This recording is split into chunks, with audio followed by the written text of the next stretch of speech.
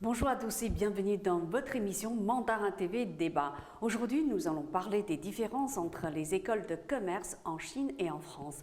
Une comparaison qui pourrait intéresser notamment les jeunes français et chinois francophones. Pour en parler, je suis avec Ethan David, CEO de Polymath Éducation. Ethan David, bonjour. Bonjour. Merci d'être avec nous. Alors, comment fonctionnent les écoles de commerce en Chine ?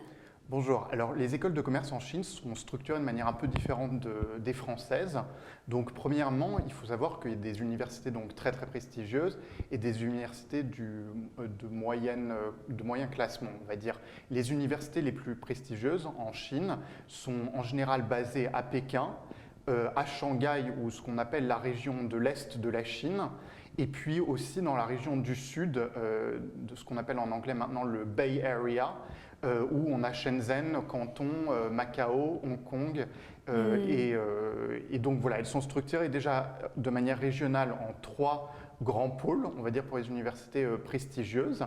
Après, en termes des universités elles-mêmes, on a une spécificité en Chine qui est différente de la France, c'est-à-dire qu'on peut avoir plusieurs écoles de commerce à l'intérieur d'une même université. Plusieurs écoles de commerce à l'intérieur d'une même université, c'est-à-dire… Voilà, exactement. Par exemple, si vous prenez des universités prestigieuses comme Pékin, elles ont en fait 2 écoles de commerce, une qui s'appelle Ganghua, qui est celle, on va dire, l'historique, et on a aussi une université qui a ouverte à Shenzhen, qui s'appelle PHBS. Et en fait, l'idée de PHBS, par exemple, c'est l'idée que la municipalité de Shenzhen voulait attirer des écoles prestigieuses, puisque c'est vrai que Shenzhen n'a pas la même assise, on va dire, que Pékin et Shanghai en termes de prestige universitaire. Donc, elle a ouvert un campus à Shenzhen qui a essayé de faire venir Tsinghua, Pékin et le Harbin Institute of Technology, qui est une université très prestigieuse en mathématiques et en sciences. Et donc, il y a une école de commerce qui a été ouverte par l'université de Pékin. Donc, vous avez ces à l'intérieur de l'université de Pékin, qui est l'université la plus prestigieuse de Chine avec peut-être Tsinghua, 2 écoles de commerce. L'école à Pékin de Ganghua et l'école à Shenzhen qui s'appelle PHBS. Et une dernière spécificité aussi de Pékin, mais aussi de Fudan, c'est qu'on retrouve en fait des programmes en double diplôme avec des universités européennes. C'est-à-dire qu'à Pékin, il y a un département qui s'appelle la National School of Development, qui est en quelque sorte l'école, si vous voulez, d'économie de Pékin, qui offre des programmes de MBA avec l'université basée à Londres, UCL. Donc, au sein d'une même université, vous avez 3 différents business schools, une qui est géographiquement à Pékin, une à Shenzhen et une qui offre des doubles diplômes de MBA avec des universités européennes. Donc ça, c'est une spécificité des universités chinoises. Alors, pour les écoles de commerce en France, comment ça fonctionne alors ? Quelles sont leurs spécificités ? Alors, la question, c'est de savoir, en fait, en France, en général, elles ne sont pas affiliées à des grandes universités. C'est-à-dire qu'on n'a pas… Elles sont autonomes. Voilà, elles sont autonomes. Par exemple, HEC, INSEAD, ESSEC, voilà. Qui sont des écoles extrêmement spécialisées, on va dire, c'est-à-dire qui n'offrent même pas des bachelors. Elles offrent uniquement des diplômes de management au niveau master, et maintenant elles commencent à offrir des diplômes aussi de doctorat. Mais à la base, c'est des écoles spécialisées de master et de MBA, de Executive Education, alors qu'en Chine, on va dire qu'on a une gamme des écoles de commerce qui est beaucoup plus large. On va avoir des bachelors jusqu'au doctorat. Et donc, elles sont en général rattachées à l'université. Donc, c'est une question, si vous voulez, premièrement, d'indépendance. Les business schools françaises sont indépendantes de grandes universités et elles sont aussi, si vous voulez, elles sont aussi diplômantes sur certains segments éducationnels et pas l'ensemble comme on peut retrouver en Chine. Alors bien sûr, il existe des exceptions. Par exemple, à Shanghai, on a une école qui est un peu basée sur le modèle de l'INSEAD qui s'appelle SABS. Et c'est China European Business School, International Business School. Et cette école offre uniquement en fait des masters un peu comme l'INSEAD, des HEC, mais en Chine. Mais on va dire que c'est un fonctionnement, c'est-à-dire qu'on a une école en Chine qui fonctionne comme une école française, mais la plupart des écoles ne fonctionnent pas comme ça. Et comment avez-vous appris toutes ces différences parce que vous avez vécu en Chine? Voilà, exactement. Ouais. Alors, en fait, je suis parti à Shanghai puisque j'avais une appétence et je voulais découvrir la Chine après avoir une expérience chez Hermès. C'est dans le cadre Hermès. Voilà, en fait, c'était, si vous voulez, quand je suis arrivé, j'avais un background, on va dire, européen.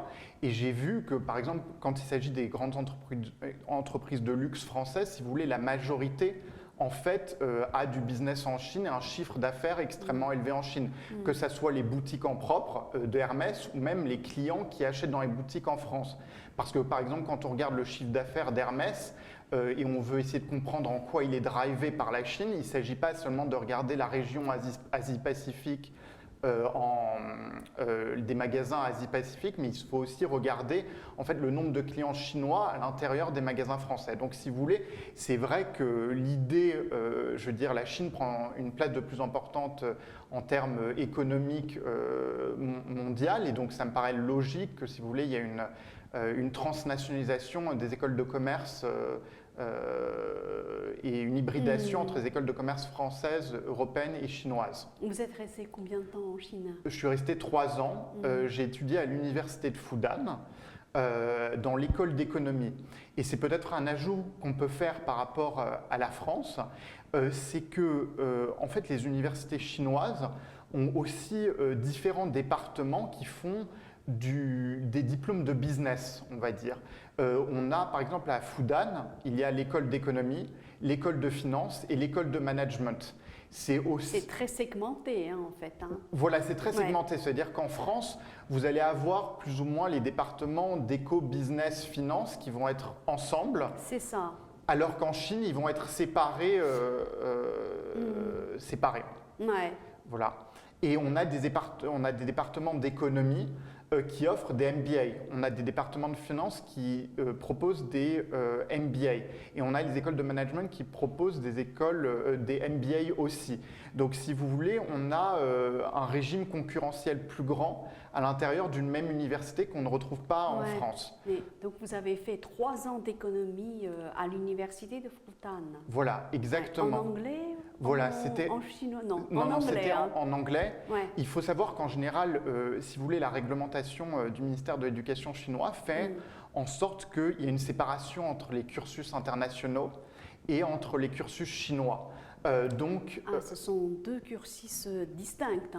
Voilà, exactement. Donc, Ouais. les élèves étrangers, c'est un point positif, on va dire un point négatif, sont un peu ostracisés, on va dire, des étudiants chinois. Mais ça permet… Ils ne sont pas mélangés, c'est un peu dommage.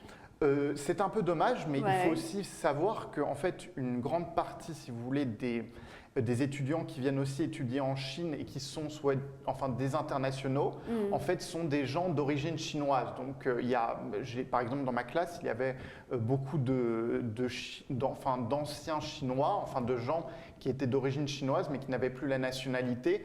Donc, ça donne quand même un mix, si vous voulez, où ce n'est pas que des Européens de l'Ouest ou des Américains. Il y a aussi pas mal de gens qui ont des attaches locales en Chine. Mais ça reste des cursus distincts et donc voilà. Ouais. Et est-ce possible de comparer les niveaux d'enseignement des écoles de commerce en Chine et en France? Alors, ça dépend, je dirais, ça dépend vraiment des écoles de commerce et ça dépend de l'espace-temps aussi dans lequel on se configure. Ouais. C'est-à-dire que moi, j'étais allé étudier il y a 4 ans. On va dire que l'université d'économie de Fudan était assez commençait son internationalisation et puis au bout des 4 ans, ils étaient très très internationalisés. Ils avaient recruté des faculties members de l'étranger, c'est-à-dire des professeurs étrangers. Ils avaient aussi recruté beaucoup plus d'internationaux. Ils avaient créé un double diplôme avec la London School of Economics. Donc je dirais qu'en termes de jugement en fait, de la qualité de l'enseignement en Chine, parce que c'est quelque chose dont les Français peuvent avoir peur, c'est vrai que le niveau monte globalement au point de devenir indistinguable avec des universités françaises. C'est vrai qu'une spécificité et une différence entre les diplômes français et chinois en école de commerce, c'est que les diplômes chinois sont réglementés par le ministère de l'Éducation qui demande en général beaucoup de prérequisites pour que ça devienne un diplôme. Donc par exemple, en Chine, on est obligé de faire un master de recherche pour tous les diplômes, c'est-à-dire que même les MBA, il y a une thèse à la fin. Il y a aussi des diplômes qui sont sur 2 ans. On ne peut pas trouver des diplômes sur 1 an puisque les niveaux de master durent 2 ans. Et puis il y a aussi l'enseignement pédagogique qui reste un peu différent de la France, c'est-à-dire qu'on va avoir beaucoup moins de cours et on va pouvoir, si vous voulez, avoir plus de temps pour faire des activités en dehors des cours, ce qui est un point positif puisque ça se rapproche un peu du système, on va dire, américain, où on a plus de liberté dans le cursus, on peut choisir ses cours, on peut même prendre des cours hors des facultés d'économie et de business. On prend des UV, comme on dit, des unités de valeur. Hein. Voilà, exactement. Donc, c'est pas possible dans des universités chinoises dans des universités de choisir des UV? Si, justement, c'est possible. En fait, ce que je dirais, c'est que finalement, l'enseignement en France et en Europe est plus rigide que l'enseignement en Chine parce qu'il y a une possibilité de prendre beaucoup de cours différents dans différentes disciplines. Par exemple, à l'université de Fudan, ils essayent d'importer un peu le modèle des arts libéraux américains. Donc, c'est l'idée qu'on choisit une discipline et on peut prendre des cours annexes. C'est-à-dire que vous faites un master d'économie, mais vous pouvez prendre des cours de littérature, des cours d'art, en plus de ces cours dispensés dans l'école d'économie. Ouais. Mais quelles sont les écoles de commerce chinoises qui attirent le plus les Français?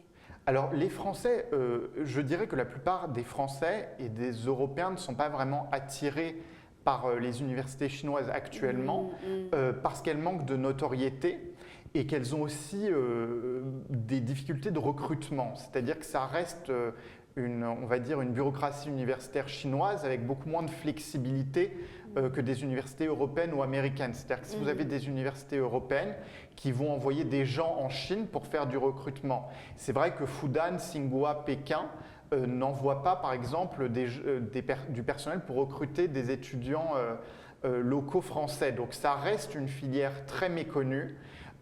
Qui attire soit des élèves américains, soit des élèves des pays émergents, mais c'est en train de changer parce que on a beaucoup plus de double diplôme entre les universités européennes et les universités chinoises. Donc elles gagnent en notoriété par le double diplôme. Et je pense que dans 5 années, on verra si vous voulez, une notoriété beaucoup plus grande et une capacité à attirer des étudiants français. C'est vrai que les choix traditionnels pour les universités, pour les Français qui vont dans les universités chinoises, c'est les universités plus prestigieuses, que ce soit Tsinghua, Pékin. Fudan, peut-être. Et voilà, Jiaotong aussi. Jiaotong, oui. Et l'université de Zhejiang aussi, qui est à Hangzhou, qui a connu où Jack Ma a fait ses études, il me semble. Hein. Voilà, exactement. Ouais. Et c'est vrai que, par exemple, je veux dire, on voit aussi les synergies qu'il peut y avoir entre développement économique à Hangzhou avec donc Alibaba qui est basé là-bas et Alipay, et l'université du Zhejiang qui essaye de développer des programmes plus internationaux. Non seulement pour les cadres, on va dire, par exemple, d'Alibaba, mais aussi pour créer, si vous voulez, des étudiants qui, par exemple, viendraient étudier à l'université de Zhejiang et qui seraient après, si vous voulez, appelés et recrutés à Alibaba. Donc, il y a une espèce, si vous voulez, de vase communicant entre, d'un côté, la puissance économique d'une ville et puis les universités et la capacité d'attirer des talents. Et quelles sont les écoles de commerce françaises qui attirent le plus les jeunes Chinois? Est-ce que vous avez pu rencontrer ces jeunes Chinois en France? Vous avez pu discuter avec eux? Oui, alors je dirais qu'il y a beaucoup de, si vous voulez, les universités françaises attirent beaucoup les Chinois. Premièrement parce qu'en fait, les universités de business françaises sont assez bien classées, on va dire, dans l'EFT. Donc elles ont une notoriété très grande. Après, on va dire qu'il y a des étudiants qui sont très très performants, qui vont aller à HEC, l'ESSEC, le SCP, des étudiants un peu moins performants qui vont aller dans des écoles un peu plus régionales en France, donc pas des parisiennes. Et à cela, il faut ajouter qu'il y a aussi une tentative, si vous voulez, des universités françaises, enfin des business schools françaises, d'attirer des Chinois en ouvrant des campus en Chine. Donc par exemple, vous avez la Schema, vous avez Neoma, qui sont des business schools françaises qui ont des campus à Shanghai. Il y a Audencia, qui est une université qui a un campus à Shenzhen. Donc d'une certaine manière, il y a la première thématique qui est que les universités de business françaises sont très puissantes et attirent naturellement des étudiants chinois. Et puis après, on a des stratégies plus individuelles d'universités qui vont attirer des étudiants chinois, soit en ouvrant des campus, soit en faisant par exemple des doubles diplômes. C'est vrai que par exemple, on peut parler, je veux dire, de Tsinghua, qui a un double diplôme en EMBA avec HEC. Donc c'est vrai que si vous voulez, les étudiants de la Tsinghua connaissent sûrement HEC et sont portés à étudier à HEC. Donc voilà, c'est double diplôme et puis ouverture de campus et aussi, je veux dire, notoriété locale et marketing aux étudiants chinois pour venir. Et quels sont les débouchés alors? En Chine, par exemple, une fois le diplôme en poche, voilà, on est facilement recruté par des grandes entreprises multinationales. Comment ça fonctionne alors, les débouchés? Alors les débouchés, en fait, pour les Français, c'est qu'on a un certain nombre de grandes entreprises chinoises qui s'internationalisent. Par exemple, moi j'ai personnellement vu beaucoup de gens se faire recruter par TikTok, par ByteDance, donc Douyin en chinois. Donc c'est une université qui recrute énormément, on va dire, des étudiants étrangers en Chine. À un moment, il y avait une compagnie aérienne, un conglomérat qui s'appelait HNA, qui était basé à Hainan, mais qui a connu des difficultés financières. C'était aussi un grand débouché. Après, on a aussi des groupes comme Alibaba qui ont par exemple des programmes de graduate pour les internationaux, c'est-à-dire qu'ils essaient de recruter pour s'internationaliser. Donc effectivement, l'ensemble du marché, si vous voulez, des entreprises chinoises est plutôt localisé, donc on ne va pas nécessairement vous embaucher, par exemple, si on a l'équivalent des supermarchés Franprix en Chine, par exemple Lianhua, mais on va pouvoir avoir des accès sur des entreprises chinoises qui s'internationalisent, comme voilà Alibaba, comme Douyin, et ça en général, on a aussi Huawei, et ça reste cantonné dans des grandes villes d'où sont issus les étudiants étrangers. Si on sort de Pékin, de Tsinghua, de Fudan, de Jiaotong et d'une école dans le Guangdong, on a des chances de trouver des jobs. C'est d'autant plus facile quand on sait parler le mandarin. Voilà. Et vous, au bout de 3 ans d'études à l'université de Fudan, vous avez essayé de travailler un petit peu en Chine?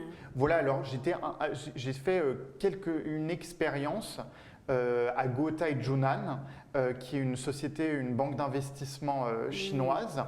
Et si vous voulez, c'était au moment, parce que l'industrie financière chinoise essaye aussi de s'internationaliser, que ce soit par exemple à Hong Kong ou à l'étranger. Et si vous voulez, le directeur du groupe Guotai Junan, qui est une des 3e ou 4e banques d'investissement chinoises, voulait créer une internationalisation plus grande. Donc dans ce cadre-là, j'ai pu effectuer une expérience dans ce dans ce groupe. En tant que salarié? En fait, c'était, et ça c'est pour illustrer en fait, si vous voulez, la problématique, c'est que il y a beaucoup de réglementations, c'est-à-dire que la Chine est un pays extrêmement réglementé où il y a une bureaucratie assez puissante. Et par exemple, en France, quand vous voulez travailler, on va dire, dans les métiers de la finance, il faut passer le diplôme de l'AMF. En Chine, il faut passer ce qu'ils appellent le Securities Exam, c'est-à-dire que c'est un diplôme que la plupart des étudiants chinois passent pour travailler en banque d'investissement chinoise. En plus de son cursus universitaire. Voilà, exactement. C'est un certificat à part, on va dire. Voilà, c'est un certificat qui permet de travailler ensuite dans ces entreprises. Et la problématique à laquelle j'étais, c'était que ce certificat n'était uniquement disponible en mandarin et que ça bloquait en fait le recrutement. Un obstacle, c'est dommage. Voilà, c'est vrai que, mais il y a aussi, je pensais notamment, j'avais postulé à l'université de Pékin qui s'appelle Peking Transnational Law School. C'est une école de droit qui a été fondée par Pékin à Shenzhen. Et en fait, il y a des diplômes, si vous voulez, qui sont faits pour avoir un diplôme d'avocat en Chine. Maintenant, la problématique, c'est qu'on ne peut pas passer le barreau. Donc, on peut avoir un diplôme chinois sans pour autant passer le barreau. Donc, ça crée, si vous voulez, il y a d'un côté, je pense, des écoles qui sont assez innovantes et de l'autre côté, peut-être une bureaucratie qui est un peu plus en retard et qui n'est pas au fait des derniers développements. Mais je pense que dans les prochaines années, il y aura moins d'obstacles. Il faut l'espérer. Et puis sur cette question, par exemple, du certificat pour devenir banquier d'investissement, la Chine a commencé à libéraliser, à faire passer des examens pour les gens qui ont 6 à 10 ans d'expérience. Mais enfin, comme d'habitude, en Chine, c'est un processus assez gradualiste. Donc, on va avoir sûrement quelques personnes qui vont pouvoir bosser directement en banque d'investissement en passant un test en anglais. Et puis, sûrement, ce test sera offert de manière plus élargie dans quelques années. Donc, moi, mon conseil, c'est qu'il y a des opportunités, mais il faut quand même faire attention aux secteurs qui sont très réglementés, on va dire, comme le droit, comme la finance, où il y a plus de difficultés à rentrer sur le marché de l'emploi que par exemple pour Alibaba de l'e-commerce ou pour TikTok qui sont beaucoup moins réglementés par l'État ou les provinces locales chinoises. Dernière question, comment fonctionnent les débouchés pour les étudiants chinois qui ont fini leur cursus universitaire dans des écoles de commerce françaises? Est-ce qu'ils trouvent plus facilement du travail sur le marché français? Alors, je dirais qu'il y a toute une industrie, si vous voulez, qui est basée autour d'aider les diplômés chinois à trouver des jobs en Chine ou en France. Donc, vous avez des compagnies de recrutement de RH spécialisées pour soit les entreprises françaises qui veulent des gens qui ont un double cursus franco-chinois en Chine. On peut penser à des grandes entreprises du CAC 40, comme peut-être Danone, comme peut-être Michelin, qui ont envie d'attirer un certain nombre de talents qui peuvent interagir entre les deux pays. Et puis après, en France, il y a quelques entreprises qui recrutent, on va dire, des Chinois ayant étudié dans les écoles de commerce en France. Mais il me semble que la plupart des étudiants repartent en Chine parce que le marché est quand même plus large, si vous voulez, le marché de l'emploi, et que aussi, spécialement dans cette période-là, enfin la Chine est quand même un pays en croissance, on n'est plus en croissance, donc je pense qu'il y a plus de chances, si vous voulez, de repartir en Chine et trouver un job là-bas, mais c'est possible d'en trouver en France avec un peu de sérieux, et si on parle aussi le français, ça aide beaucoup.